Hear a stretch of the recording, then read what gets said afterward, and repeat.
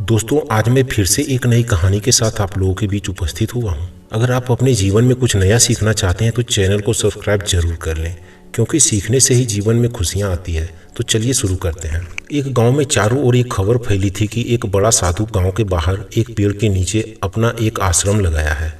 जो भी उनके पास अपनी समस्या लेकर जाता है वह उनकी समस्या का समाधान करते हैं। उसी गांव में एक महिला रहती थी। जब यह बात उसकी कानों तक पहुंची तो उसने 2-4 लोगों से साधु बाबा के बारे में पूछताछ की, और जब उसे बाबा पर यकीन हो गया तो अगले ही दिन वह अपने 10 साल के बेटे को लेकर बाबा के पास पहुंच गया। वहां जाकर उसने देखा कि बाबा हर समस्या का समाधान कर रहे हैं। वह लोगों को इतनी अच्छी सलाह देते हैं कि लोग उनकी बातों से प्रभावित होकर खुद ही अपनी समस्या का समाधान करने की कोशिश करने लगता है। वो महिला साधु के पास पहुंची और विनती करने लगी।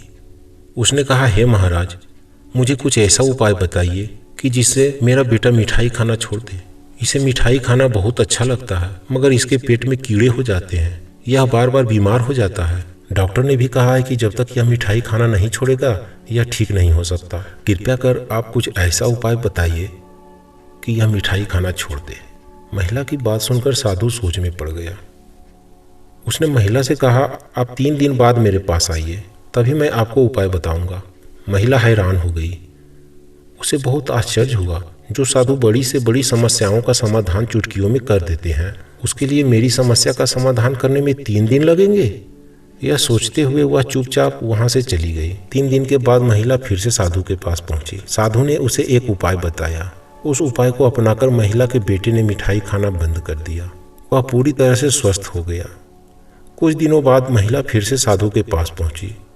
साधु ने उसके बेटे के बारे में पूछा। महिला ने कहा, आपकी कृपा से वह अभी पूरी तरह से स्वस्थ है, मगर महाराज, मुझे एक बात समझ में नहीं आई कि इन सब की बड़ी बड़ी समस्याओं का समाधान आप तुरंत ही बता देते थे, और मेरी छोटी सी समस्या का समाधान करने के लिए आपने मुझे 3 दिन बाद आने को कहा।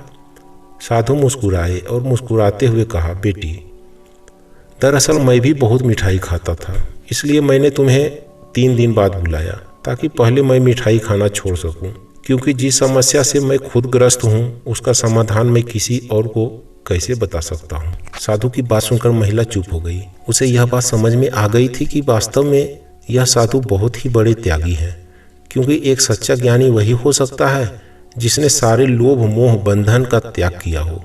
ऐसे ही व्यक्ति जीवन में कल्याण कर सकते हैं। कहानी अच्छा लगा हो तो वीडियो को लाइक करें, दोस्तों को शेयर करें और चैनल को सब्सक्राइब करके घंटी जरूर बजा दें दोस्तों, ताकि मेरा वीडियो का नोटिफिकेशन सबसे पहले आप तक पहुंचे।